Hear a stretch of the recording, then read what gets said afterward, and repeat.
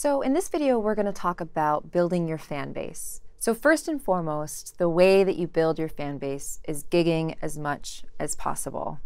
I can remember when we first started, we had no assets whatsoever. We didn't have a website. We didn't even have an Instagram account. We had no Twitter account. I had one Facebook page and that was about it. And then I also had a couple of kind of scrappy recordings that we had taken at rehearsals, and that was about it. I just sent it to as many bars and cafes and places that I knew might be a good fit for us as possible. And, I only got maybe a couple bites back, but, that's really how we started gigging, was we just sent out our stuff to as many people as possible, and, we were kind and nice, and the rest is history. So even though you might not have a ton of assets, you might not have a professional website, it's really almost a numbers game when you're first starting, right? You just got to send it out to as many people as you can, and then hopefully somebody will nibble back.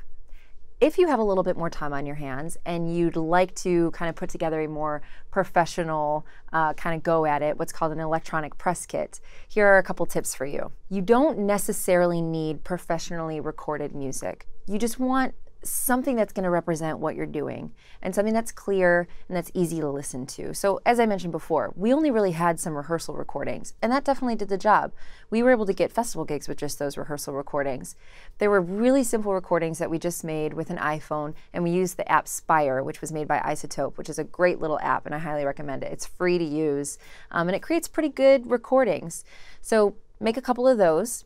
You can also use videos. You can take videos of yourself, you can take videos of your band playing, they can be rehearsal videos, or you could set up something a little bit more professional. But generally venues like to see who they're booking. They like to see that you have a pretty good stage presence, right? That you have a good look for their venue. So consider maybe uploading some YouTube videos and sending the links along with those too.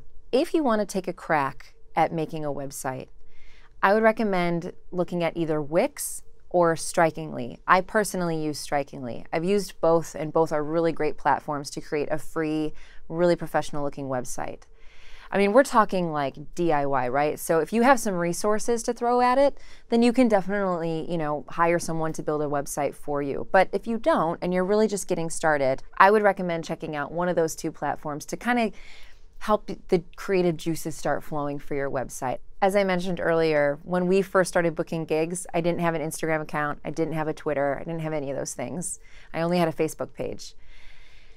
In hindsight, I probably would have started an Instagram account and a Twitter feed before I started booking gigs. It's just a great way to show venues that you're a professional musician, that you have a presence, and that you have a following. They're going to want to book you if they see that you have, a few thousand followers, especially if they're followers that are local to where that venue is located. So when you get these gigs and when you go to play these gigs, between your sets, don't just be a recluse off in the corner by yourself. Really, really try to get out there and meet the people that are out in your audience. Talk to them, say hello, ask them where they're from, ask them if everything sounds okay.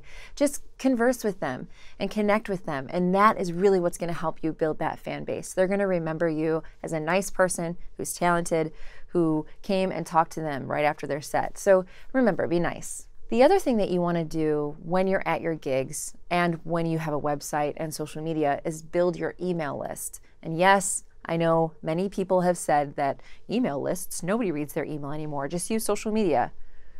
Email lists are really important because they can give you some insight into your fan base that you might not otherwise have if you're using social media. So there's a couple different ways that you can build your email list. And again, these are just kind of some things to get you started. I'm not going to go super in depth. So some of the things that we've done is whenever we gig, we always have an email list. And we mention a couple times throughout our set that hey, if you like what you hear and you want to keep up with us, come and sign up for our email list. It's at our merch table, right? So just have a nice little notebook with name, email, zip code if you want, and then just have people sign up that way. So that's kind of like the tried and true method of gaining more emails. The other way is if you do have a website, you can do kind of like fun contests. We did an email contest where if people signed up for their email, they would get a free house show, which is kind of unheard of. And of course we had to, make sure that the people that were entering the contest weren't in California since we're in New England, right? I don't think that we'd be able to fly to California to play a free house show just for signing up for our email list. The most common thing you'll see is a free download for an email sign up. So you'll see it on people's websites. You sign up for their email list, and then you get a free downloaded track, and that works really well too. Okay, so next we're going to talk about social media, and I'm not going to go into details about how to manage your social media account, but what I will say is this. Social media is incredibly important. I personally don't like being on my phone all the time. I really like interacting with people one-on-one, but I realized very quickly that social media is incredibly powerful. So you really want to invest some time, and if maybe social media management is not your strong suit, delegate it to a bandmate if it's something that you don't necessarily want to do all the time. At first, I really dragged my feet about having to set up all these different social media accounts and manage all these different social media accounts.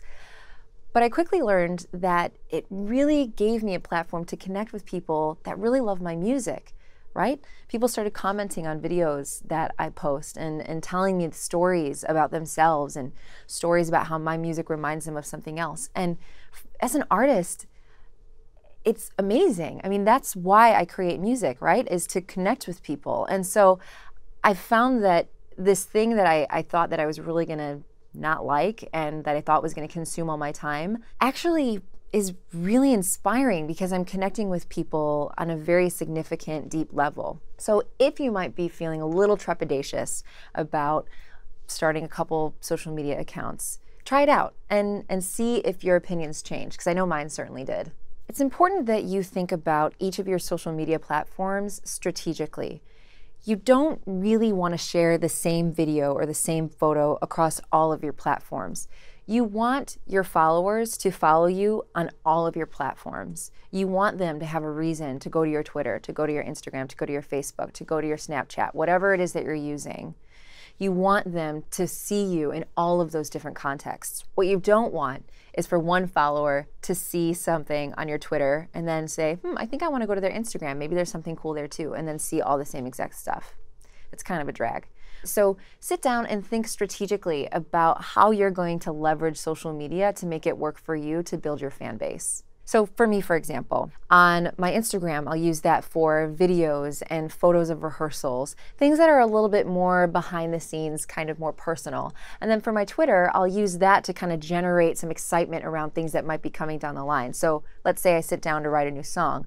I'll tweet out, oh my gosh, I just sat down to write a new song and I'm really excited about it, just so that people can anticipate that. So if they see a tweet that says I'm writing a new song, they'll know that they need to go to my Instagram in a few days and it'll probably be posted there. Now that's a lot of content to develop. So if you have bandmates, that's another thing that you can delegate to them, is to send you photos of things, little videos, little snippets, tweets here and there, different things that you can kind of share with your fan base so that you don't have to come up with it all on your own.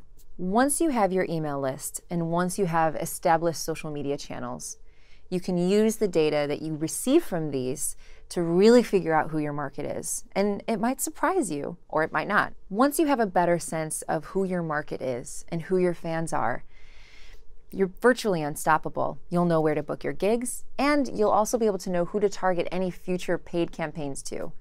So this information is really going to help you further your marketing efforts to help you get your band to the next level.